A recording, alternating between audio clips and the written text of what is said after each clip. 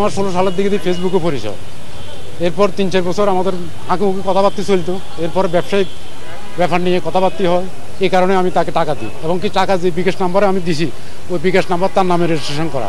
উনি যে কোনো কিছু বলতে পারে, মিথ্যে প্রমাণ করলে কোর্টে আসবে, উনি কোর্টে যা বলার বলবে। আমি যেমন আসছি এরকম সেও আসবে, কোর্ট ভালো মন্দ কোর্ট বুঝবে। আজকে ওয়ারেন্টের কাগজ গেছে থানায়, যতটুকু আমি জানি আজকে রাত্রে ওয়ারেন্টের ব্যবস্থা নেই। না না না, ব্যক্তিগতভাবে আমি ব্যবসা করি ফেনীতে, আমার বাড়ি ফেনী, আমার নাম আমিরুল ইসলাম। আমিরুল ইসলাম ফেনী, জি ফেনী সদরে আমার বাড়ি। মেজামিনের সাথে বুটিকের ব্যবসা ছিল, ওইখানে টাকা লগ্ন করব, এই প্রলোভন দিয়ে আমার থেকে টাকা নিয়েছে প্রায় 27 লক্ষ টাকা। না না না, মেজামিনের সাথে ছিল, তার ভাই জড়িত হয়েছে, যে আমার থাপা চপ্পটে দিয়ে গাড়িতে উঠেছে তখন থেকে তার ভাই জড়িত। ওটা ছিল সম্ভবত 10/2/25 যেদিন থাপা চপ্পর দিয়েছে। এরপরে আমি মামলা করার প্রস্তুতি নিই, মামলা প্রায় 7-8 মাস।